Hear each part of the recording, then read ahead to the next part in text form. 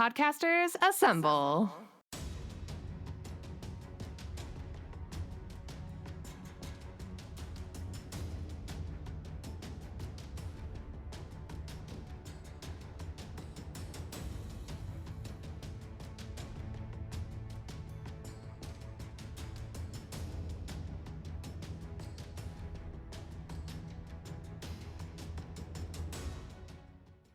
Hey everyone, this is Becky, Troy's wife. This is Troytle Power from the Power Playthroughs podcast. Hey everyone, it's Rob here, your friendly neighborhood comic geek. Hi, I'm Jason, representing Drinkopedia Podcast. This is Katie from Tea Time with Katie and Chelsea. This is Arjuna Gonzalez from Thoughts from the Level Editor. And this is... Captain America, the First Avenger. Captain America, the First Avenger. Captain America, the First Avenger. Captain America, the First Avenger. Captain America, the First Avenger. Captain America, the First Avenger.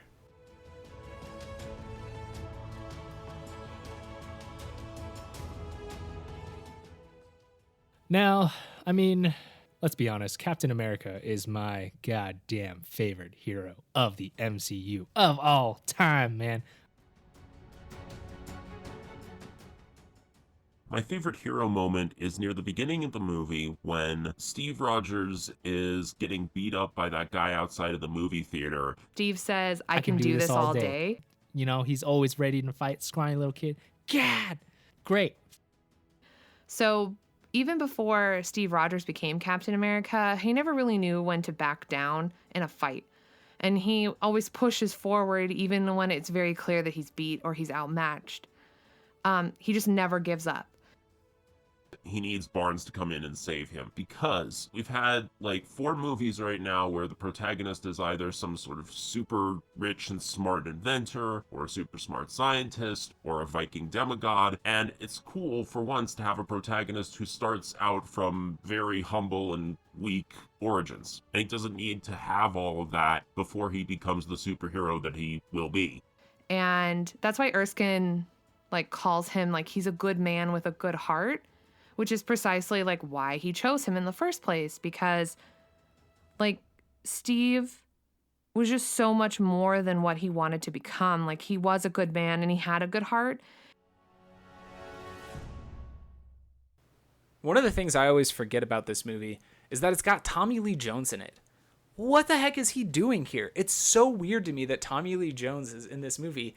And he's phenomenal. He's just this great, gruff military dude who has so many good one-line moments. When Steve's doing jumpy jacks, he's talking about how pathetic he is, and he goes, "Look at him, he's making me cry."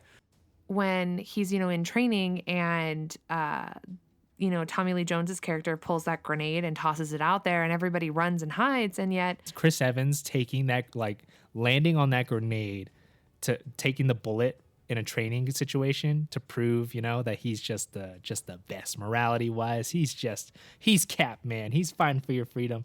God, the best.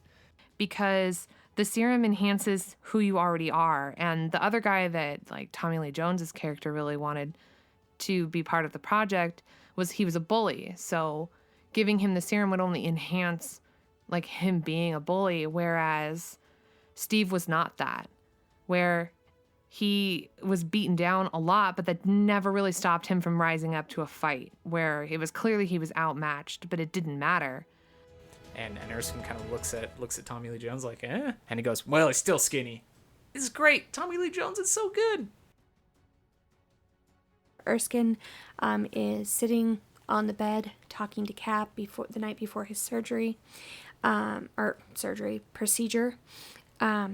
And he pours a drink for both of them in 2 glasses, and then they cheers, and Cap goes, "To the little guys."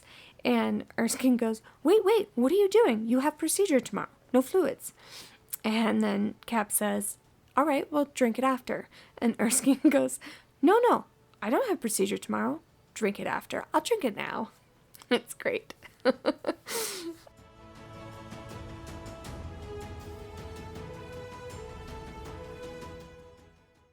My favorite villain moment is it's probably when Steve and sort of the audience watching kind of realizes just to what lengths Hydra will go to win. When we see that with Richard Armitage's character Heinz Kruger, it's in the part where basically where Steve basically becomes Captain America, where he gets the serum and he, turns into, what he looks like after. But if I just had to choose one good scene from this movie, I mean, it's the Steve Rogers transformation scene. Am I right? Am I right, people? When he comes out and Peggy Carter's like putting her hand up and she just mistakenly touches his ab and like her whole hand takes up one ab, we all died, right? Like that's a hero moment. That's an action scene. Does that count? That definitely counts. The chase scene that happens through the streets of New York is absolutely fantastic. A Hydra agent has shot Erskine. He's taken the super soldier formula and he's on the run. Peggy is chasing the bad guy, I don't know what his name is. She's chasing the bad guy outside because he stole the serum. And she's running outside and starts shooting at the car. And she just has amazing aim when she's shooting the car. So she's just badass.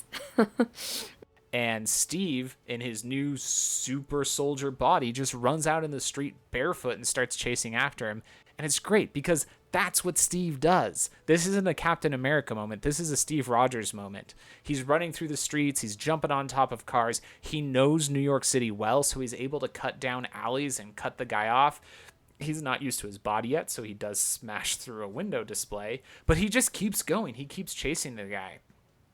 We get a great moment where he holds up a shield in the form of a taxi cab's door that has a star on it in a circle. Kind of looks like a shield. We'll see later.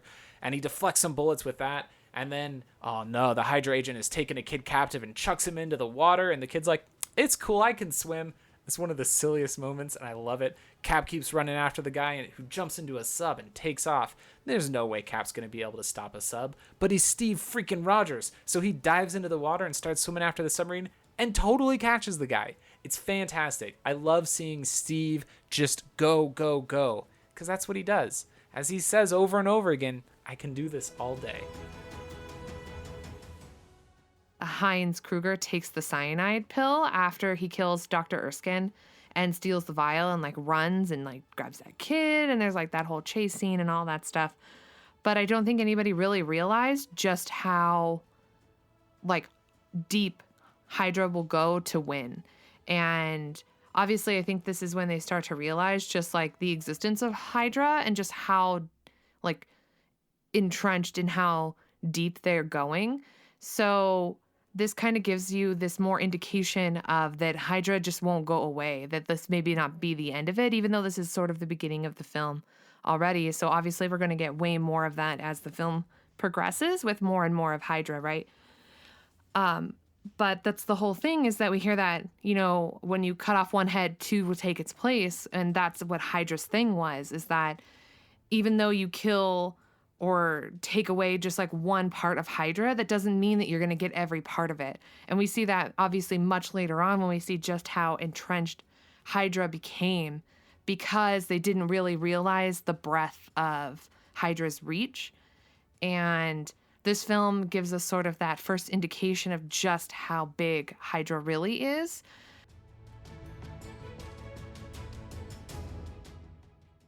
The Red Skull is great. He is creepy and terrifying, and he has a wonderful lackey in Armin Zola. When the Red Skull is showing around some of the Fuhrer's agents who are basically criticizing Hydra as being a complete waste, he takes them into Zola's lab, where there's a Tesseract-powered weapon there, and gets it all lined up as he's talking about how, you know, who cares about what the Fuhrer wants? He's going to take over the whole world, and he's going to take out all the enemies at once, all my enemies at once, not the Fuhrer's enemies, my enemies. And then one of the guys looking at a map and realizes that one of the capital cities marked for destruction is Berlin. Berlin is on this map. And then he goes, so it is. And then zaps them all with the gun. So there's two great things in this scene. One is the face that Schmidt makes as he's aiming the gun at one of Hitler's stooges and he misses. And he just kind of makes it like, darn it. There we go, adjusted it, face. And then zaps the guy again, and he's like, haha, face. It's just great. He's clearly enjoying, like, this is so much fun zapping these guys. And, he's killing Nazis, so I guess it's okay. The other great thing is after he takes all the guys out, he does a Hail Hydra, and has a bunch of stooges in the background yell Hail Hydra. And then the camera pans over to Zola, and Toby Jones is standing there looking like freaking terrified. And then he's like, oh yeah, Hail Hydra. And it's clear that he's realizing that Schmidt is kind of going too far. He knows it's wrong. He knows that this is a bad path to go down. And I mean, the Red Skull is supposed to be like the main villain, but I think overall it's Hydra. Like that's, for me, that right there is like the main villain in this film and beyond. So like we see that a lot later on.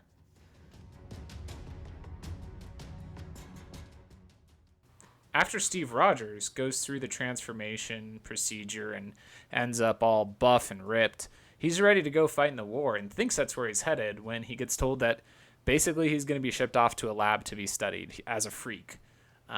Fortunately, or maybe unfortunately, he's instead given the opportunity to basically go on a USO show on the road to sell war bonds. It's interesting because this is important work, and it's important that those bonds be sold. I mean, that was a way that money was raised for the war. I will say that the scenes where Captain America gets used to show for war bonds after the experiment and such, they clearly tried to make them cringeworthy, and they succeeded, and that's why I fast-forwarded through most of them. So if it seems like I'm missing a plot point that was explained in some offhand line, that's why. It's just too cringeworthy for me. I liked that they showed his, original just cloth fabric costume when he was doing the USO shows and that type of thing and trying to raise war bonds. Soldier. It's a weird montage because it starts off with Steve really uncertain about the war bonds thing, about the being a character, basically, idea.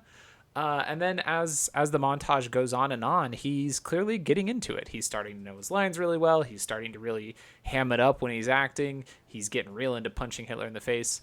It's clear that he's enjoying what he's doing. And then it cuts to a USO show that's actually, on the front lines. And it doesn't work. He's just destroyed by the soldiers basically laughing him off stage because they think he's a joke. And he realizes that he is a joke. So much so that we see him drawing in a notebook a little monkey performing tricks for a crowd because that's all he feels like. I also really like that because Steve Rogers is an artist, and I appreciate that they threw that in there. Let's see. My favorite action scene is probably all of the scenes where Cap is attacking all the factories, especially when he goes in to save the soldiers and Bucky. Like that first time where he's like really embraces the person that he has become. Because, like he became Captain America and then Erskine died and then they decided that he was just sort of this science project and stuck him out doing doing the war bonds thing where he was just sort of a show pony or a show monkey, as he was drawing that picture right of him as a dancing monkey. So this is the first time where we really see Cap in action beyond what we saw when he was chasing. Like we get the full picture of his strength in this moment when he shows up at that factory and just starts like taking everybody out. My favorite line of dialogue is in the part where Captain America has infiltrated the Hydra weapons base and he's rescued the POWs, including Dum Dum Dugan and the other guys that we'll see later on in the movie. And he tells them, like, here's where you gotta go to escape the base, give them hell on the way out. And then somebody asks him, do you know what you're doing? And he says, yeah, I've knocked out Adolf Hitler over 200 times. There aren't as many funny quips in this movie as there are in, say, Iron Man or Iron Man 2 or The Avengers, but of those lines where they're trying to be funny, that one works. That one works. And I love that the moment the Red Skull sees Cap on surveillance video, he just starts hitting all the self-destruct buttons and he he just was like, we are outmatched. He was like, we're going to lose, obviously, and it's only just one person. It's not a bunch of people. It's not an army. It's just Steve. Like, he's enough to beat everyone. And the Red Skull knew that instantly.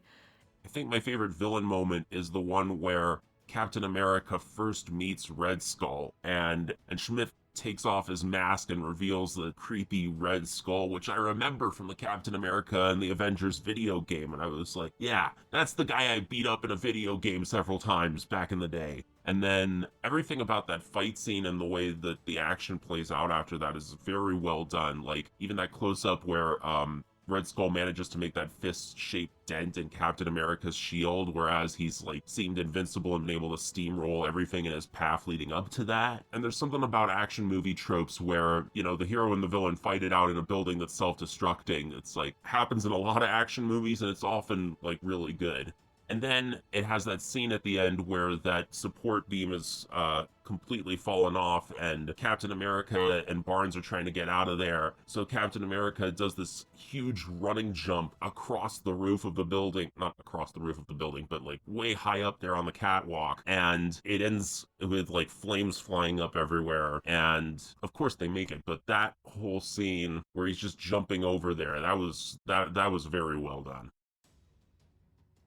And I love every other fight scene where we see the whole group like attacking all of the factories, because one of my favorite things to watch is Cap using his shield. I love the way that his shield just becomes a part of him, and he uses it in a bunch of different ways, whether it's like throwing it, using it to break things open and different things like that. But like he uses it not only as a tool, but as like an extension of his own body. And it's super amazing. And I mean, obviously, like Captain America's shield is super iconic for his character anyway.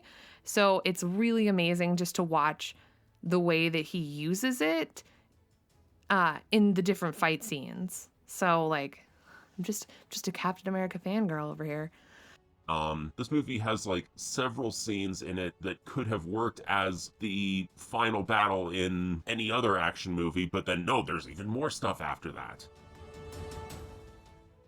So my Stan Lee moment for this movie is Stan Lee is sitting in the crowd of people. The camera pans into an award ceremony for Cap after he saves all the soldiers, and then a guy walks out on the stage and whispers in the ear of the guy presenting, and then it pans over to Stan Lee sitting in the audience, and he's like, I thought he'd be taller.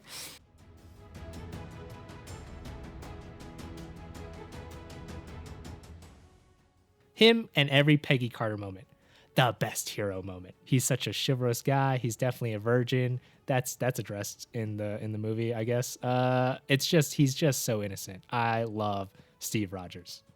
I'm a big fan of the almost James Bond style spy equipment scene we get where Howard Stark is showing Cap around the base and showing him different shields and things like that. I think it's kind of neat.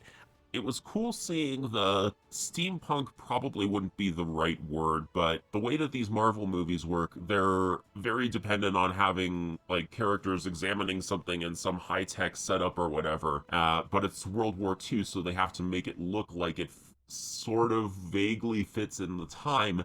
And so there's a lot of not quite steampunk, I don't know, World War II punk, I don't know what you would call it, equipment in there, which is, you don't see a whole lot of. It's kind of vaguely Bioshock 1-esque. Now that I think of it, Howard Stark would be the type of person who would create some sort of underwater colony, but he wouldn't turn it into some libertarian dystopia. He'd probably just fill it with dancing girls and whiskey. So Peggy is pissed off at Cap for kissing another girl, and she walked in on it. And so she's pissed at him, and Cap is with Stark looking at his shield, and she walks in. He goes, what do you think? She gets super jealous, and he's asking about the shield, and like she shoots at him. She grabs a gun off the table, shoots it several times, and then says, yes, I think it works, with a smirk on her face. And then she goes back to like being pissed off. So, yeah, I just think she's funny. Honestly, I would have been okay with them spending a little more time on the kind of shield tech side of things. We get hints about that later on in the movies, but more on the Agents of Shield TV show. But yeah, Shield. I mean, Shield in the like 40s and 50s and 60s was building all kinds of cool tech. I would say the one downside here is Bucky. Is we get some of him, and it's a thing that I like touting. There's a YouTube series by a guy named Patrick Willems who talks about this and the problem of Bucky, where we only see him in the big events, but we don't get enough of him to really build his character. And I think if they had a better idea of where they were going to go with him down the road, they would have spent more time with him.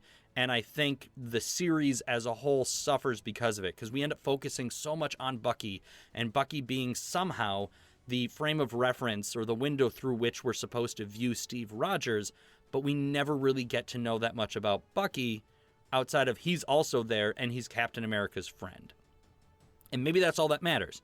Maybe all that matters is knowing that he's Steve Rogers' friend, and that means that he will protect you with his life no matter what. The best representation of shield tech comes when Cap leads the charge into Red Skull's final base and says, yeah, we're going to knock right on the front door.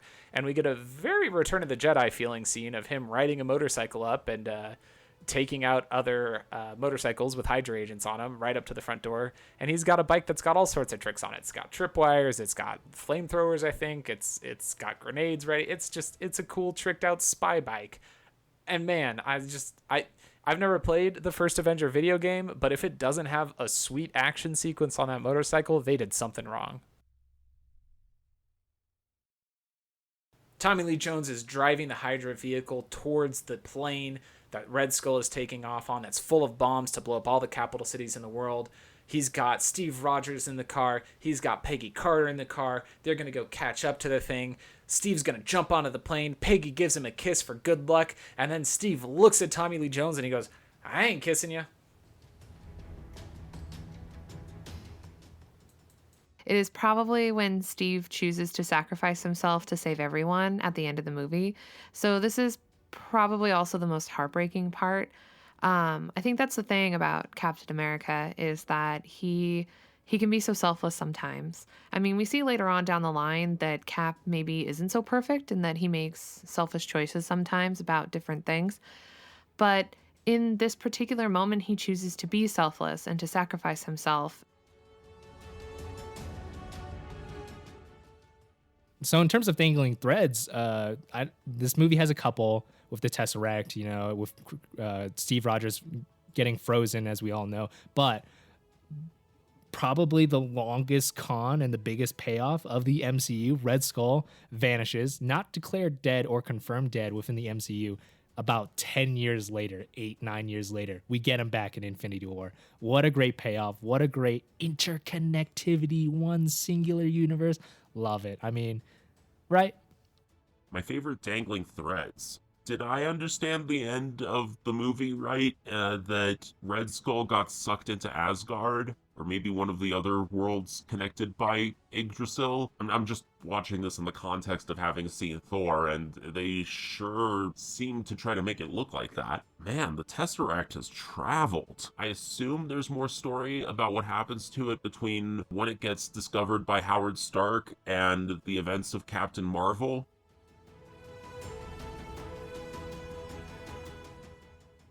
This is another example of Marvel not killing off its villains. Armin Zola ends up imprisoned.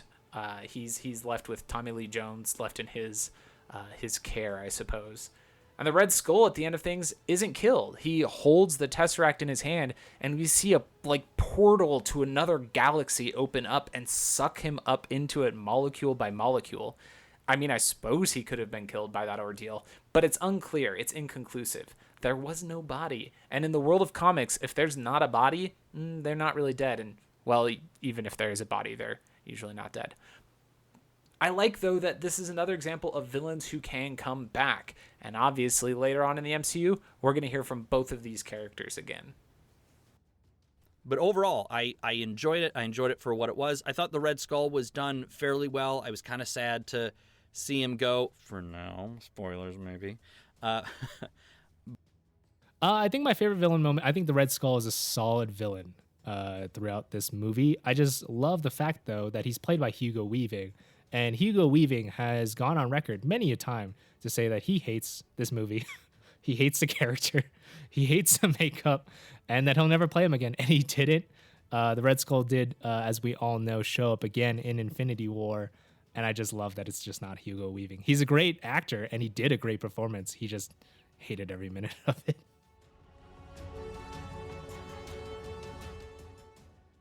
I think the most heartbreaking is what happens to Peggy Carter. Like Steve and Peggy, their relationship never really got the chance to blossom. And it's honestly pretty heartbreaking, like when you think about it, because I think Peggy was the first person that Steve ever thought he could love. And it was very clear that Peggy had fallen for him back before he became Captain America. So just, when she realizes just how important he can be and then just what kind of person that he is. And I think that's what Peggy Carter fell for. And it's honestly just heartbreaking that they never really got the opportunity to see what kind of a relationship that they could have together. And oh man, if we've seen the last of Agent Carter, she was such a good character. Like, that's the only last thing that I kind of want to talk about is Peggy Carter in general. Like, she's honestly one of the best characters I've seen on the screen in a long time, like back when this movie first came out. Like, we've had more amazing female characters pop up in the MCU, but like back when this film was released, like she was one of the best ones. And I kind of wish that her spin-off show had gone better, but I'm super glad it existed. I wish it had given the opportunity to grow more. Because Peggy is amazing, and she was a special agent that worked closely with the British and American intelligence to help defeat Hydra during World War II, and like that's an incredible position especially for a woman, like if you're thinking about the time frame that this film takes place. And the relationship that she develops with Steve is pretty wonderful. Like, she was skeptical of him at first, like what is it that he could bring to the table that somebody else couldn't? But the more that she got to know him, the more that she really realized just how important he would become in this fight. And I think that's sort of when she started to fall for him romantically, is just realizing just how much she cared for him.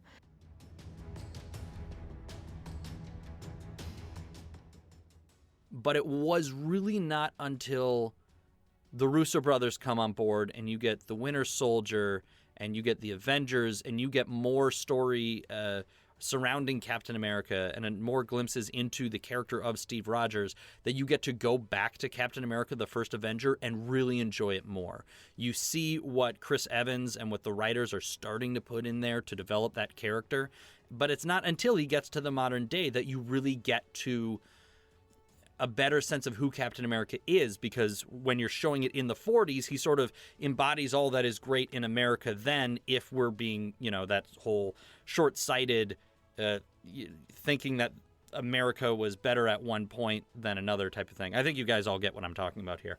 That idea that in the 40s, everybody was good and patriotic and always did the right thing. And they were trying to show us that, no, but this guy did. He believed in it so much, but we don't really see that until later films when he's put to the test again and again. And it is because he gets the benefit of that character development. I love Cap. I love this movie on the sole basis that this gave us Cap. This gave us Chris Evans. Disney and Marvel took a chance and gave Chris Evans another shot. He was Human Torch. They went, I don't know about that. Let's bring him in, I guess. We have this kid, John Krasinski. I don't know if he's going to be anything. And they gave Chris Evans a chance. Chris Evans was the best choice, the better choice. I don't want Jim in the suit. I want the jawline. I want the beard. I want the puppy eyes. It's just me schmoozing over Chris Evans. He's always fighting for something bigger than himself, and even though he could die, but it doesn't matter as long as he's fighting for something that he believes in and that he can save the people around him. That's what really matters.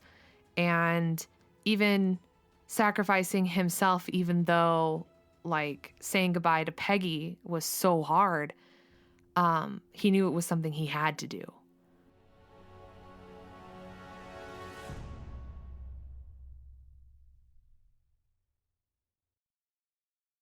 When I think hero, I do think of Captain America a lot because to me, he's super heroic.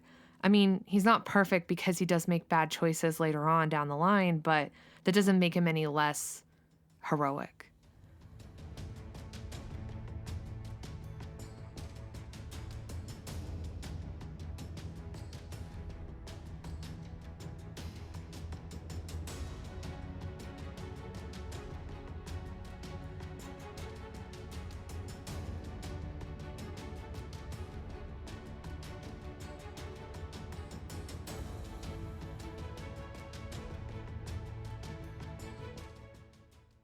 Podcasters Assemble Probably is a production of the We Can Make This Work Probably Podcast Network.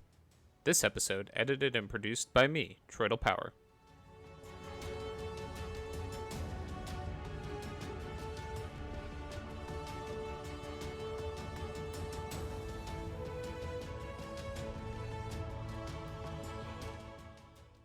Find more of our shows at probablywork.com and learn how to join the initiative and contribute to future episodes of Podcasters Assemble Probably by looking us up on Twitter as @CastersAssemble.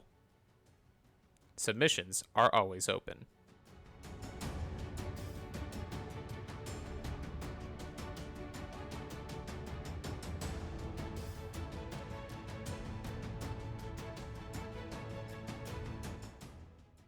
Thank you to everyone who was able to contribute to this episode. Be sure to check the show notes for links to all the places you can find them online. Thank you to Victor Bazane for this episode's thumbnail. You can find his work on Instagram as @VicBazane. Special thanks to executive producer Tyler Thornton for keeping this show on track.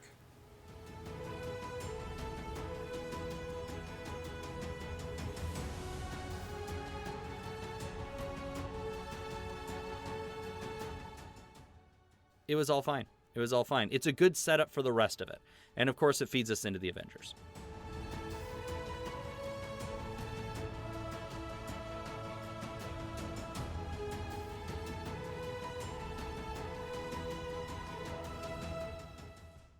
Podcasters Assemble Probably will return in Marvel's The Avengers.